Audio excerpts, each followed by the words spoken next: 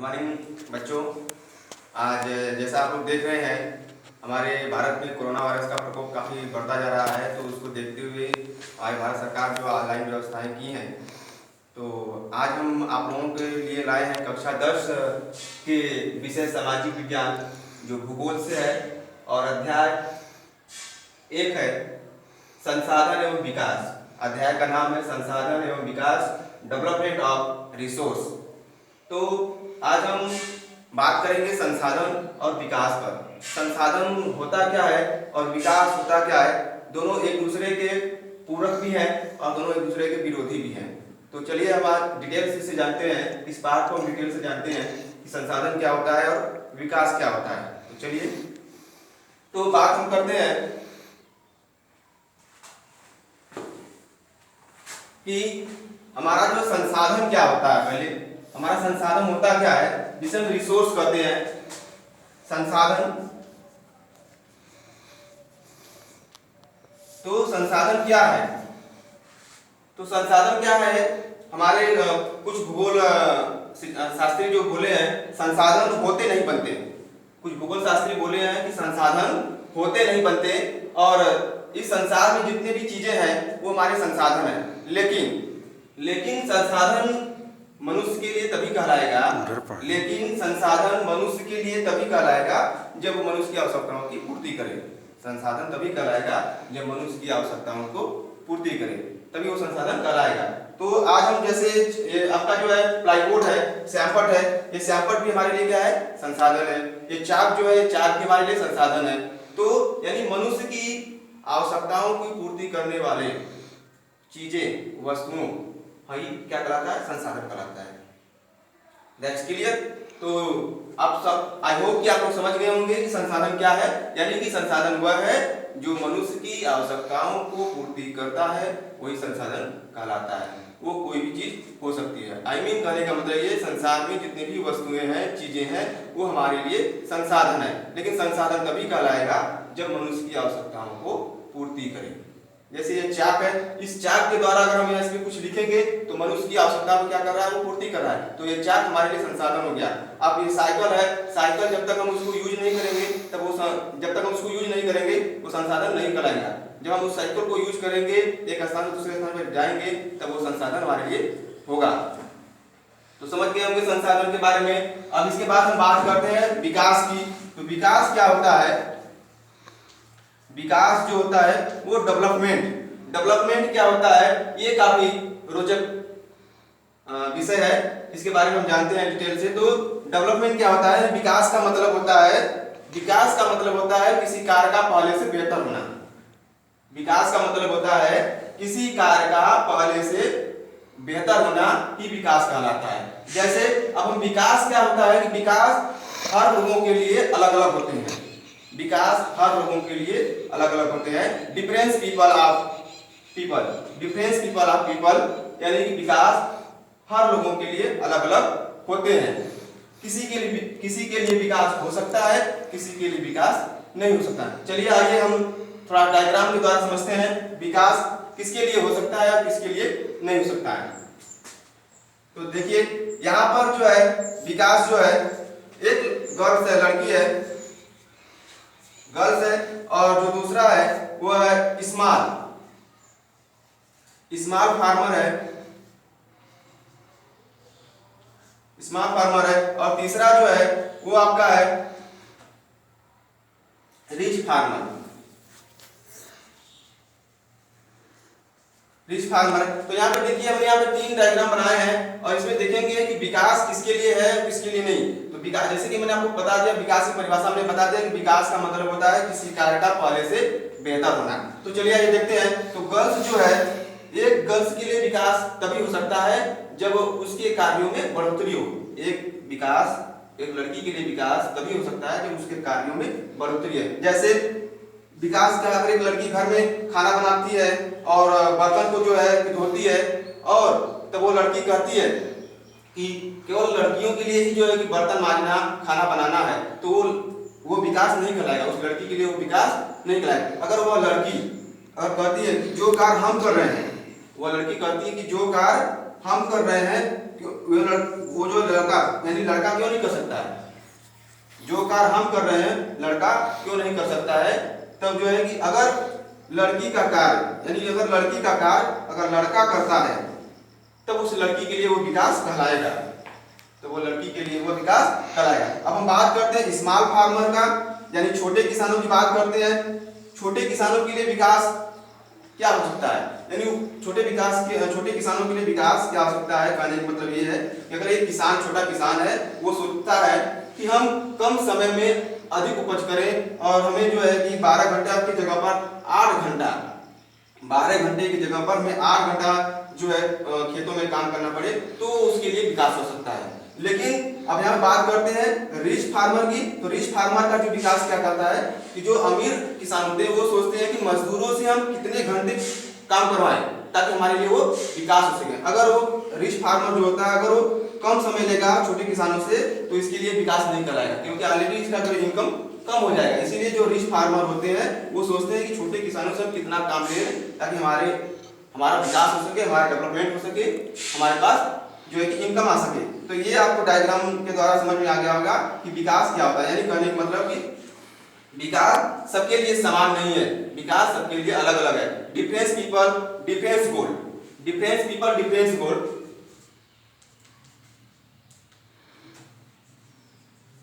Difference people difference गोल।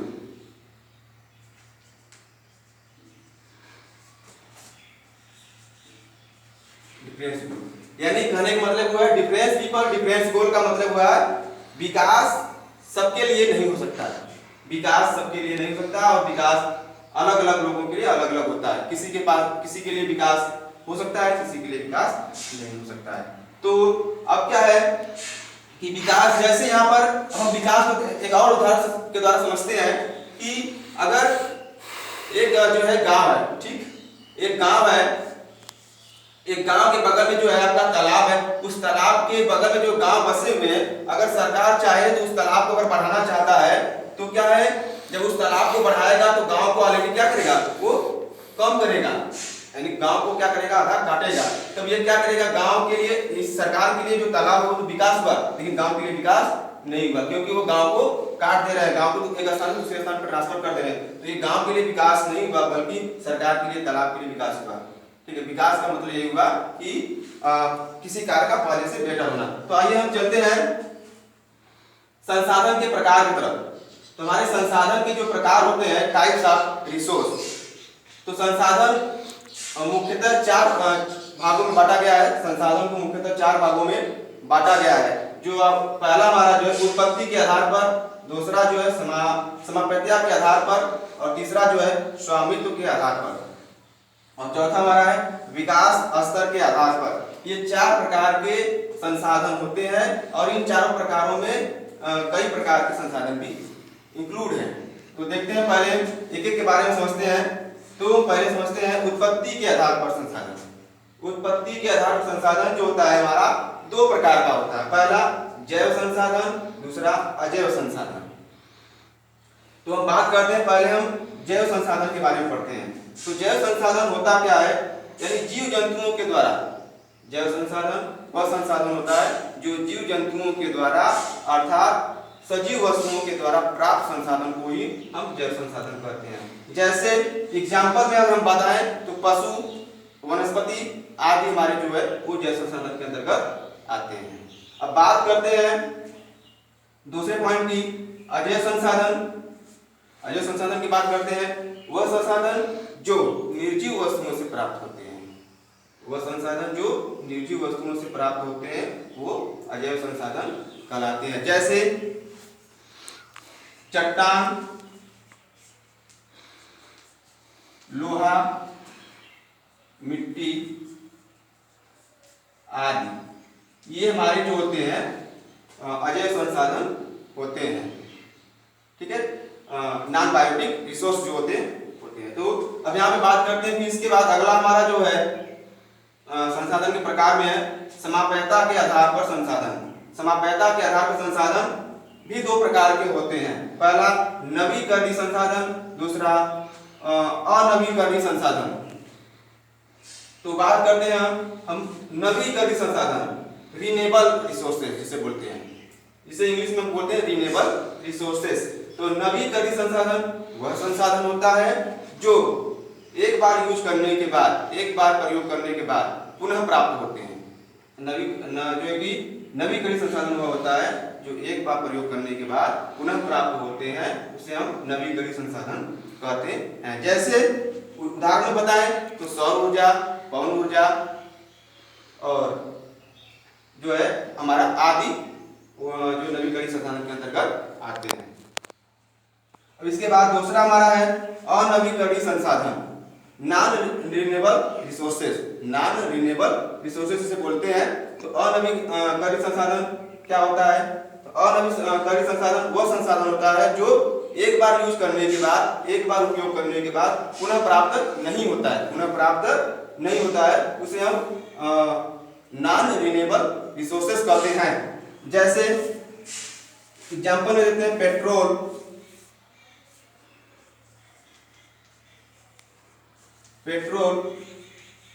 कोयला। Petrol और कोयला एक ऐसे हमारे जो है रिन्यूएबल, ऐसे हमारे जो है रिसोर्सेस हैं जो दोबारा प्राप्त नहीं होता है। बच्चों आई होप कि आपको समझ में आ गया होगा कि जैव संसाधन क्या होता है, अजैव संसाधन क्या होता है, और नवीकरणीय संसाधन क्या होता है, और जो है कि अनवीकरणीय संसाधन क्या होता है। अब हम बात करते हैं तीसरे टॉपिक की ओर चलते हैं। संसाधन के प्रकार में तीसरे टॉपिक की ओर चलते हैं, स्वामित्व के आधार पर संसाधन। स्वामित्व के आधार पर संसाधन। स्वामित्व का मतलब क्या होता है? जो स्वयं का संसाधन हो, यानी अपना संसाधन हो, तो यानी निजी संसाधन हो, तो स्वामित्व के आधार पर संसाधन। अब हम बात करते हैं स्वामित्व के आधार पर संसाधन हमारे 4 प्रकार के होते हैं। स्वामित्व के आधार पर संसाधन हमारे 4 प्रकार के होते हैं। फर्स्ट टॉपिक इज व्यक्तिगत संसाधन। पहला हमारा जो है संसाधन होता है वो व्यक्तिगत संसाधन होता है। व्यक्तिगत का मतलब होता है निजी, अपना, इंडिविजुअली जिसे बोलते हैं व्यक्तिगत संसाधन। यानी व्यक्तिगत संसाधन की परिभाषा क्या होती है देख लेते हैं। वह संसाधन जो निजी आवश्यकताओं के लिए होता है या स्वयं की संसाधन होता है या अपना संसाधन होता है, उसे हम कहते हैं व्यक्तिगत संसाधन। तो हम बात करते हैं व्यक्तिगत संसाधन के उदाहरण में हमारे तालाब, कुआं और जमीन हो सकते हैं हमारे जो है कि व्यक्तिगत संसाधन के अंतर्गत। यानी व्यक्तिगत संसाधन हमारा जो है तालाब, कुआं और जमीन, ये हमारे व्यक्तिगत संसाधन के उदाहरण हैं। अभी बात करते हैं दूसरा टॉपिक की, सामुदायिक संसाधन। सामुदायिक संसाधन क्या होता है? यानी वह संसाधन जो समूहों के लिए बनाया गया है, वह संसाधन जो समूहों के लिए बनाया गया है वह कहलाता है सामुदायिक संसाधन। जैसे नगरीय पार्क, उदाहरण देखते हैं सामुदायिक संसाधन में, जैसे नगरीय पार्क, खेल का मैदान, शमशान घाट आदि, ये हमारे होते हैं सामुदायिक संसाधन के अंतर्गत आते हैं। तो आई होप इतना समझ में आ गया होगा। फिर इसके बाद तीसरे टॉपिक पे चलते हैं, राष्ट्रीय संसाधन। राष्ट्रीय संसाधन, नेशनल रिसोर्स। राष्ट्रीय संसाधन क्या होता है? वह संसाधन जिसपे केवल राष्ट्र के सरकार का अधिकार हो। वह संसाधन जिसपे केवल राष्ट्र के सरकार का अधिकार हो, वह कहलाता है राष्ट्रीय संसाधन कहलाता है, नेशनल रिसोर्स कहलाता है। एग्जाम्पल में देखते हैं, जैसे रेल लाइनें, सड़कें, जंगल, वनस्पति आदि जो है हमारे वो राष्ट्रीय संसाधन के अंतर्गत आते हैं। अब हम बात करते हैं नेक्स्ट टॉपिक की ओर चलते हैं, अंतरराष्ट्रीय संसाधन। अंतरराष्ट्रीय संसाधन, इंटरनेशनल रिसोर्सेस। इंटरनेशनल रिसोर्स क्या होते हैं वो हम जानते हैं। तो अंतरराष्ट्रीय संसाधन वह संसाधन होता है जो समुद्र या सागर से 200 किलोमीटर दूर तक किसी भी देश का अधिकार ना हो। अंतरराष्ट्रीय संसाधन वह होता है जो सागर या समुद्र के 200 किलोमीटर दूर तक किसी भी देश का अधिकार न हो, वह कहलाता है अंतरराष्ट्रीय संसाधन। उदाहरण में देखते हैं, हिंद महासागर में भारत के मैग्नीज उत्पादन। भारत एक ऐसा इकलौता देश है जो हिंद महासागर में मैग्नीज का उत्पादन करता है, वो कहलाता है जो अंतरराष्ट्रीय संसाधन कहलाता है। अब हम बात करते हैं संसाधन के प्रकार में, चौथे नंबर पे हमारे हैं विकास स्तर के आधार पर संसाधन होते क्या है। तो विकास स्तर के आधार पर संसाधन जो है 4 प्रकार के होते हैं, जो आपके सामने शो हो रहा है। तो पहला हमारा जो है संभावित संसाधन, पहला हमारा जो है वो संभावित संसाधन होता है। संभावित का मतलब होता है संभावना, यानी हो सकता है, ठीक है। तो संभावना क्या है? वह संसाधन जो हमारे लिए उपस्थित तो है, वह संसाधन जो हमारे लिए उपस्थित तो है, लेकिन उसको यूज करना कठिन है, उसको बनाना कठिन है। जैसे राजस्थान और गुजरात, में पवन ऊर्जा और सूर्य जो है ऊर्जा बनाना कठिन है, ये इसके उदाहरण हैं। और बात करते हैं दूसरे नंबर की, विकसित संसाधन। विकसित संसाधन क्या होता है? डेवलप्ड रिसोर्सेज क्या होते हैं? तो अब देखिए इसके क्या होते हैं। तो वह संसाधन जो मनुष्य की आवश्यकताओं को पूर्ति करता है, वह संसाधन जो मनुष्य की आवश्यकताओं को पूर्ति करता है और वर्तमान समय में इसका हम उपयोग करते हैं, कर रहे हैं, वो कहलाता है विकसित संसाधन। यानी कि वर्तमान समय में जिस संसाधन का हम इसमें प्रयोग कर रहे हैं वो विकसित संसाधन के अंतर्गत आते हैं। उदाहरण में देखते हैं तो पेट्रोल और कोयला वर्तमान समय में हम इसका क्या कर रहे हैं? यूटिलाइज कर रहे हैं इसका, ठीक है। फिर इसके बाद हम बात करते हैं तीसरे नंबर का, भंडार संसाधन, स्टोर रिसोर्स। तो भंडार संसाधन नाम से ही स्पष्ट हो रहा है कि भंडार यानी इकट्ठा करना, रखना, यानी वह संसाधन जो मनुष्य की आवश्यकताओं की पूर्ति तो करता है, लेकिन टेक्नोलॉजी न होने के कारण, प्रौद्योगिक न होने के कारण वो भंडारित ही रह जाता है। तो उसे हम कहते हैं भंडार संसाधन कहते हैं। जैसे पानी से बिजली बनाना, इसके उदाहरण हो गए। और जो है हमारा पेट्रोल और कोयला, ये सब तो हमारे यहाँ है, लेकिन हमारे पास इतना टेक्नोलॉजी नहीं है कि इसका भरपूर फायदा उठा सकें। ये इसके हमारे उदाहरण हैं। अब बात करते हैं चौथे नंबर की, संचित कोष संसाधन। संचित कोष संसाधन होता क्या है? यानी वह संसाधन जो फ्यूचर के लिए बचा कर रखा जाए, वो कहलाता है संचित संसाधन। इसके लिए उदाहरण हमारे हो जाएंगे जो है कि पेट्रोल और कोयला। इसके लिए उदाहरण हमारे क्या हो जाएंगे? पेट्रोल और कोयला, ये हमारे संचित संसाधन के अंतर्गत आते हैं। तो आई होप कि आप लोग समझ गए होंगे विद्यार्थी। तो समझ में आया आपको संसाधन एवं विकास क्या होता है। लेकिन यहाँ पर हम आप लोगों को कुछ और बता देना चाहता हूँ कि जो विकास है, जो संसाधन है, वह आज जो है देश को जो है अमीरी और गरीबी में बांट रहा है। ये संसाधन जो है आज जो है देश को अमीरी और गरीबी में बांटा जा रहा है, क्योंकि आज जो है जिसके पास अधिक संसाधन है वो अधिक उपयोग कर रहा है, जिसके कारण आज हमारे ओजोन परत में भी कमियां आ रही हैं, देखने को मिल रहे हैं। आज हमारे वायुमंडल में भी जो है परिवर्तन होते जा रहे हैं। किसी को संसाधन मिलता है, किसी को संसाधन नहीं मिलता है। तो आज अमीर अमीर होता जा रहा है और गरीब गरीब होता जा रहा है। ये इसका जो कारण है, सबसे मुख्य कारण जो है वो संसाधन ही है। वो क्या है? संसाधन ही है, क्योंकि संसाधन और विकास दोनों एक दूसरे के क्या है? इंटरडिपेंडेंट है, एक दूसरे के ऊपर डिपेंड करते हैं। क्योंकि जब संसाधन होगा तब विकास भी होगा। किसी देश में संसाधन तो है, लेकिन टेक्नोलॉजी न होने के कारण उस देश का विकास नहीं हो पा रहा है। तो जो है तो क्या है? तो संसाधन अगर है तो विकास भी है, तो अब क्या है यहाँ पर देखते हैं, संसाधन किसी के लिए हो सकता है, किसी के लिए नहीं हो सकता है। तो आई होप समझ गए होंगे।